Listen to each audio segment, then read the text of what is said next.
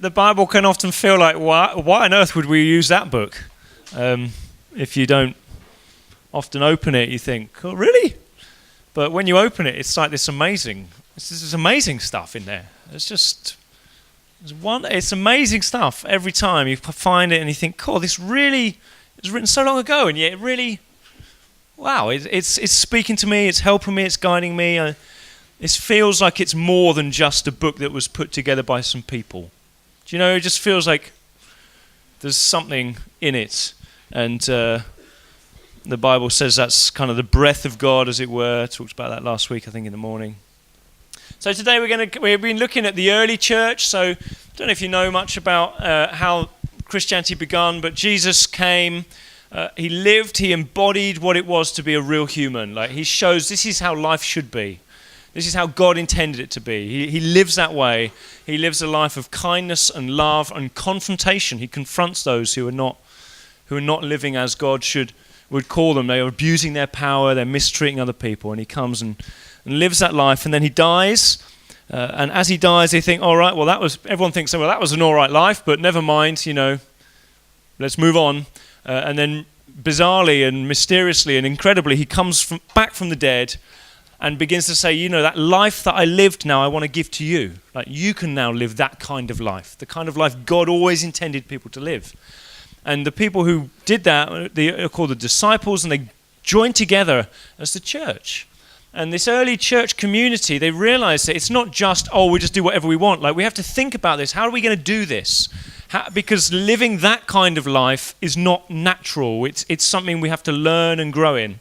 And so they formed together as the church. And we've been reading in the book of Acts, which is the follow-on from the stories of Jesus' life. We've been reading in this book how those guys did it. How did they take the Jesus kind of life and try and live that? And since that point, there's been 2,000 years of history, and across those 2,000 years, I think you could always find some people who said they were living the Jesus kind of life, who kind of weren't doing anything like it. But always, God has had a group of people somewhere on the earth who've been living this life, who've been doing this stuff. And at the moment, I think there's lots of people around. We see them all over the place. We want to learn to be like that. So I just want to look at a guy called Peter. I wonder if you like, Peter was one of Jesus' friends. And we love Peter, don't we? Kind of know the story of Peter. So Peter was the guy who a lot of people enjoy because he used to put his foot in it a lot. Generally, if there's a situation present in the Gospels where somebody could say something stupid, Peter says it. And we kind of love that. We love it. He feels so approachable. He feels like I can be like that. So there's a situation where Jesus is just getting ready to do one of his greatest miracles, to feed 5,000 people with just a little bit of bread and fish. And Peter's like, let's just send them away. Let's just send them away. And then Jesus is like, no, we're not going to do that. We're going to feed them. Later, Peter, he puts his foot in it, which means he sometimes says amazing things. So after this, Jesus is like, well, who are people saying I am? And Peter's like, they're saying that you're like the Messiah. You're like the promised one. You're the one who's going to help us live life as God wanted it to be. You're the one who's going to show us and bring us back to God, that we know who God is. And it's like, and Jesus is like, yes, you've got it. And then almost straight away, then Jesus says, what this means is I'm actually going to be rejected and killed. And Peter's like, no, Jesus, which is pretty stupid because he's just said Jesus is like the Messiah who's from God, and then he's telling this one from God, no, that's not kind of thought through. And Jesus is like, Peter, that's just totally stupid what you've said. In fact, he calls him Satan. So stupid, Peter. And Peter then later, he goes over to Jesus. He's like, I'll be your friend. I'll stay with you forever, no matter what. I'm never going to leave you. And then Jesus is like, well, you will. He's like, no. Even if everybody else does, I never will. And then just, fast forward a few days, Peter has fallen asleep when Jesus has asked him to stay awake with him. And Jesus is like, I thought you were going to stay with me and, be with me all the time. And Peter's like, I just was a bit tired, I was a bit tired. And then Peter in the garden, when he sees Jesus is going to get arrested, grabs his sword and he slashes off the ear of another guy. And I'm like, what an idiot. Doesn't he know what this is all about yet? He's here to bring life. And then the crucial moment where Peter goes to the courtyard and Jesus is being taken away to be killed. And he looks across the courtyard at Jesus and this person says to him, aren't you one of his followers? And Peter's like, I don't even know who that guy is, I don't even know who that guy is over there. And as he says it, it says in the Gospel of John, Jesus looks at Peter in the eye. And Peter's like, oh poop. Okay. So we all love this Peter, right? We love this Peter. But if you met this Peter, don't you think they'd have so many hang-ups? I failed in so many ways. Oh, I wish I just didn't say these things. Why do I say these things? And I've rejected Jesus. This one I said I'd never reject. I've failed so tragically. That's how I would feel. And the amazing thing is, it's about 4 weeks from this moment. You think about the worst thing you've ever done in your life, the biggest failure you've ever committed.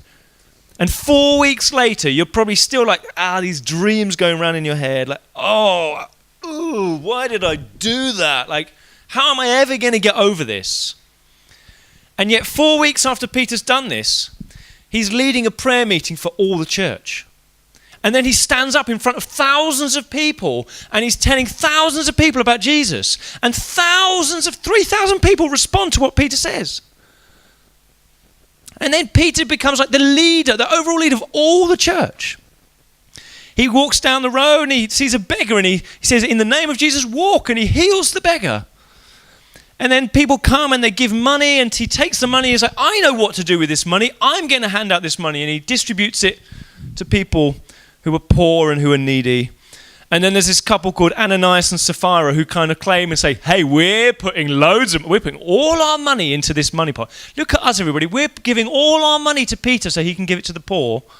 But it wasn't all their money. It was just a little bit of their money. And they were lying. So Peter, who has made a tragic and terrible mistake only a few weeks earlier, stands and says to them, how dare you do this? You're lying to God.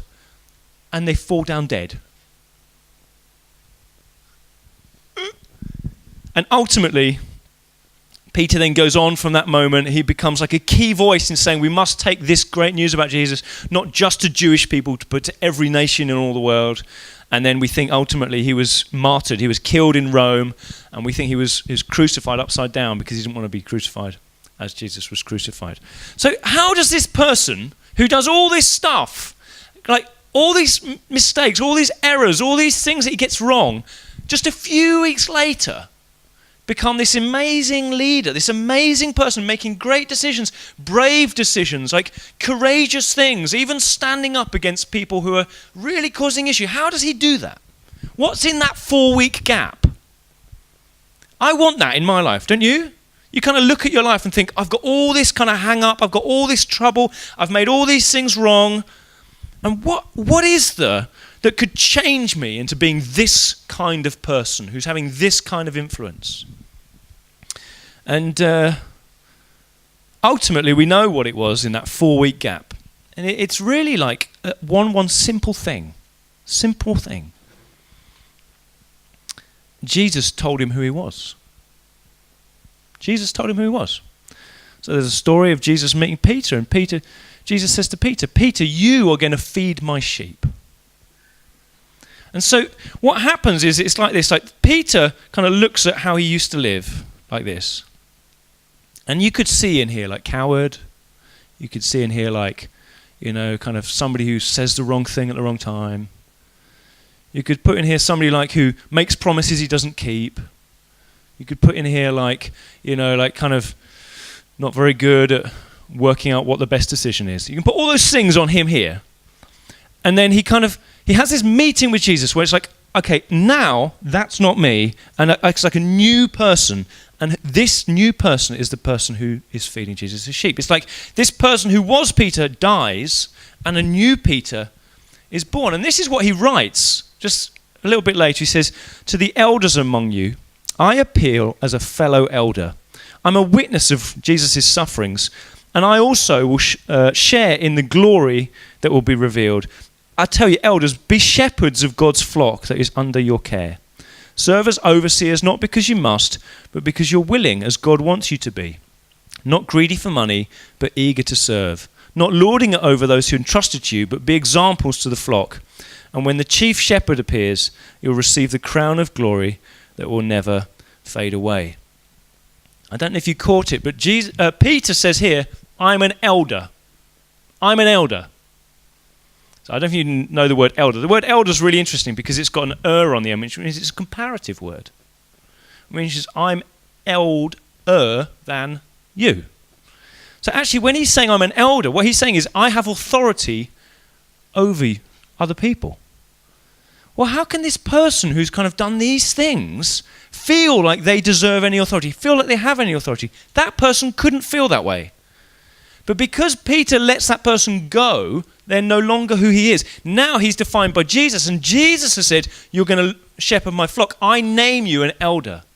So Peter steps into the role and identity that Jesus gives him and no longer lives as if his own experience, his own history, his own background defines who he is.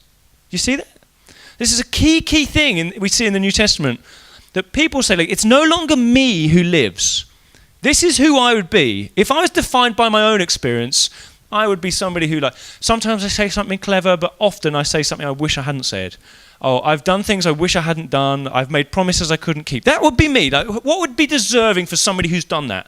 I don't know. Maybe I'd go back fishing and just kind of live a quiet life and not really interact with people.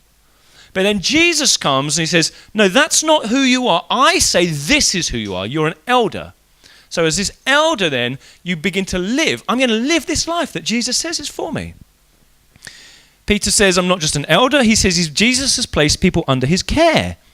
He says, I'm willing to be a shepherd. I'm eager to be a shepherd of people. I'm eager to lead people. He says, Jesus has entrusted people to me. Just in that passage there. So do you see what he's doing? Is he's living the identity that Jesus has said is his identity. He's not deciding this is who I was in the past, but no, this is who Jesus says I am, so I will live it. And the interesting thing about Peter is that now he knows that Jesus has redefined Peter, then he is now saying to other people, let Jesus redefine you. You can be an elder. You can be like this person. And so we're going to talk today about how in the church, over and over again, Jesus will give people new names. And for many of them, the new name is a leader. He raises up people to be leaders, to be influencers of others, to be shepherds, to be elders. And so if we look at it in the book of Acts, Peter's just one example of this. So Jesus comes along and he lives this life, like I've said. And then he says to Peter, and he says to a couple of other people, right, now you are going to be a leader. I lay my hand on you. I lay my hand. So Damien, just come forward slightly. So I'm going to lay my hand on him. And as I do that, I now am basically passing on to him. I think I've made a bad choice here. I pass on to him. I pass on to him what. So Jesus passes on to them what they have. Then he says to them, they go in Acts chapter 6, and they then find others and they lay their hand on them. So Damien, you're going to go now and lay your hand on two people who you see. There you go. So he passing that on there, and to one more, and to Trevor. Okay, that's Acts chapter 6, verses 1 to 7. And so what was given to me that I gave to Damien now passes on to Zach and to Trevor. But Jesus didn't just pass it to one person, he passed it also to another, to Brendan, and he then goes and passes it on. Okay, so, and then the guys who've been passed it on, then they go and pass it on. So Trevor and Zach now, you can go two people each. You go lay your hand on them, and there you go. Come on, Zach, don't be unwilling. Be a willing shepherd. Be a willing shepherd. Yeah? So the willing shepherd. So this is what we see. So the hand that was laid by Jesus is then put on to say, this is now your name. This is who Jesus says you are, and he passes it on. So if you look at 2 Timothy chapter 2, Paul says this. He says, what I want you to do, Timothy, is the things that I've passed on to you, I want you to take them and trust them to people so that they can then entrust it to more people. So the way that it works in the New Testament is this. You receive from God, this is kind of a call to leadership. This is like the authority of Jesus to be a shepherd. And then I want you to go and find other people and give it on to them. But make sure that they then hand it on to more people. So you see, it really quickly kind of becomes like a pyramid of like one. So Jesus is incredibly empowering and enabling. There's no sense that he wants to hold power to himself. He wants to release and empower people all over the place. So in every church community, we absolutely believe that what Jesus does is he not only renames all people, but he renames quite a number of people as like, you're a leader, you're an elder, you're a shepherd, you're a person called by God now to go and manifest Jesus' goodness to other people. Okay? So, I totally believe there's a number of people here, and what Jesus is wanting to say to you is, I name you an elder. I name you a leader. And I totally believe there's quite a number of people here going, no, that's not me. And tonight, my hope is that you begin to think, oh, maybe that is me. Because the reasons why I'd say that is not me is often I've said something and wish I hadn't said it. Often I've made promises and not kept them. Often I've felt like I wasn't going to disappoint Jesus, and then I disappointed him. So actually you can begin to think, oh, hold on. Well, if I lay that person down and become who Jesus has called me to be, maybe I could step into what he's asking me. So for the last 6 years, I think one of the biggest challenges I've had is that I've really struggled. I know Jesus has called me to be a leader, but I've really struggled to really step into what that totally means. Sometimes it's hard. I feel like, oh, who am I to say this? Or can I really say that? But just this last week, we had a conference in Nottingham, and somebody said something which kind of, they put their finger on saying something in a certain way. I was like, this is brilliant. So what he talks about is humility. So I would like to think that I'm a humble person. That's what, and I tell a lot of people that, I'm a humble person. Yeah. And so often if we think about humility, we think about like a scale. So this is like, I'm really rubbish, and the ceiling would be like, I'm totally amazing. And you're going to appear somewhere on that scale. All right.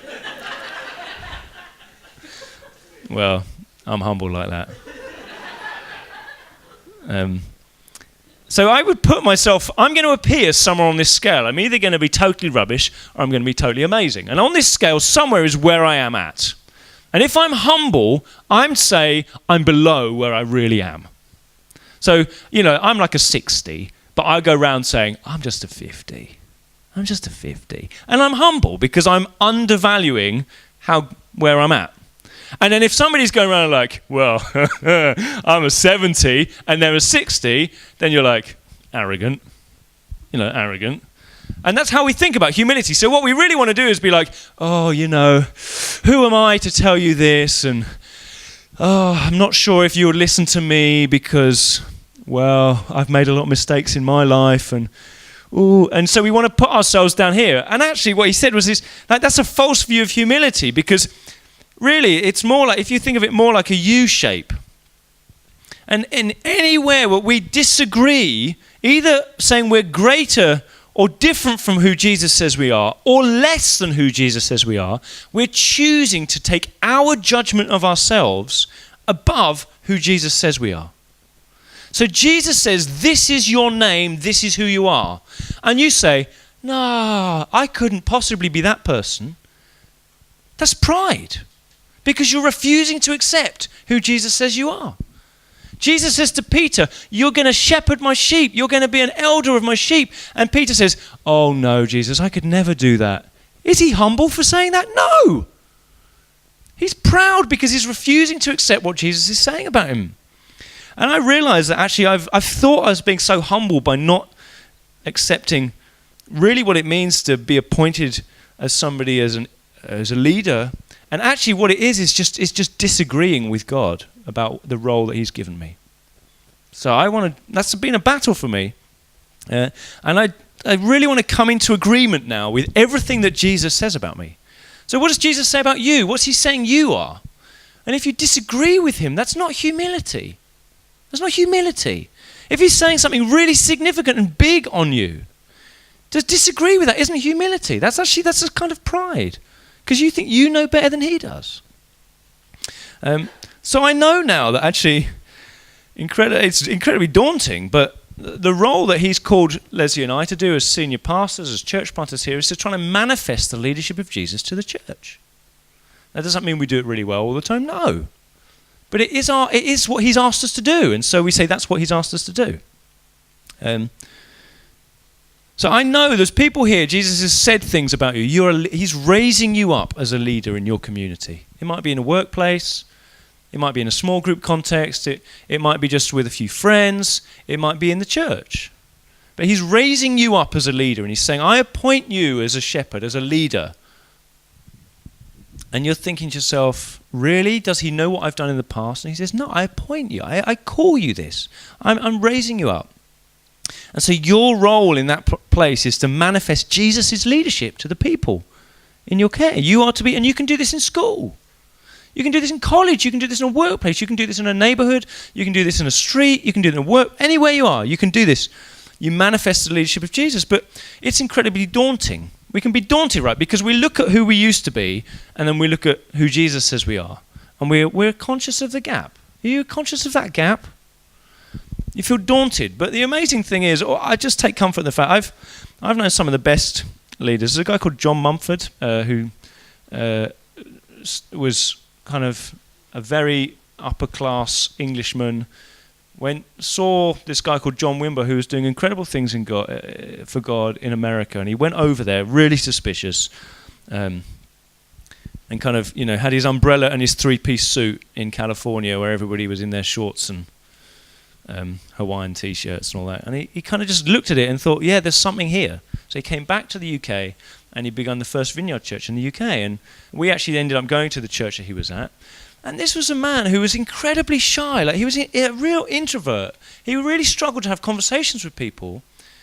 But actually he knew that Jesus had given him the authority to lead the church. And so he led the church incredibly well, incredible ways. And he ended up, I think there's like 130 Vineyard churches now in the UK, which John and his wife Ellie were leading. And then now they've just been appointed to be the overall international leaders of the Vineyards. There's Vineyard churches in 60 different countries across all. And they could never in his own right would that have been something that he would have aspired to and thought he deserved in any way.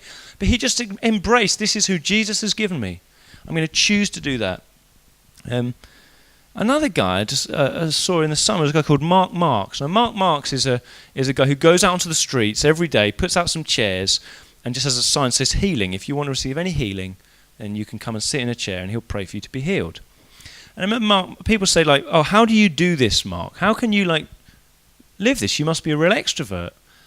And he was like, I hate speaking to people. Like, every single morning I have to wake up. And I say, like, I put to death the person who I naturally am, this shy person, the person who doesn't believe in themselves, the people who think nobody would listen to me. I put that person to death, and every day I choose to be the person that I know Jesus has said I am. So every day I go and I choose to approach people and speak to them, and I choose to pray for people, not because that's who I naturally am, but because I know that's what Jesus has said about me. So they choose to live the role that Jesus has placed on them. Moses, when he heard what Jesus had for him, what God had for him, he said, I can't do this. I'm not very good at this. I can't speak. And God said, shut up. I'm going to do it. And he did it.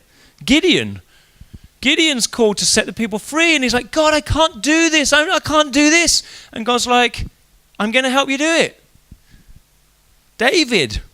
King David, over and over again, if you look at David, the king, over and over again, what he's saying is, who am I to be doing this? Who am I to be doing this? Who am I to be doing this? Isaiah, when he sees what God wants him to be, Isaiah's like, oh my goodness, I can't do this. Woe is me. Like, how could I possibly do this? Paul, the apostle, says about himself over and over again, like, I'm the least deserving of anybody to be doing what I'm doing. Timothy, who's one of the key leaders in the church after Paul, we know he's like so tempted to be, he says he's timid and he's fearful and he doesn't think he can be this person who God's called him to be. And Paul says, come on, like, step into it. It's not, you don't have to be timid, but be courageous and bold and have self-control. Even Jesus himself said, I can't do anything on my own. I can only do what God the Father has given me to do. So, what about you? What about you? Like I said, I know for sure Jesus has got something for every single one of you here. He's got a name he wants to give you. He's got a key role he wants you to play in his great mission for all the world. He wants you to have that. He wants to put that. He wants you to live up to that. He's saying that to you. Like, you might look at yourself and say, no, not me. I've done this and that and the other. He's like, no. That person can die. And this, who I say you are, you're going to be that person. You want to be that person? I'm going to help you be that person. I'm going to release my spirit on you and help you be that person. And I know, because this is the way it works in church, is that many of you here are being raised up by God to be leaders of others, to be influencers of others, to be people who step up and you're an elder, you shepherd and care for others and empower them. There's many of you here, and some of you are the least likely people. Some of you are the least deserving people. Some of you should never be that person if you look at what's happened in your past and what you've done, and yet you are the people who Jesus is saying that's who you are.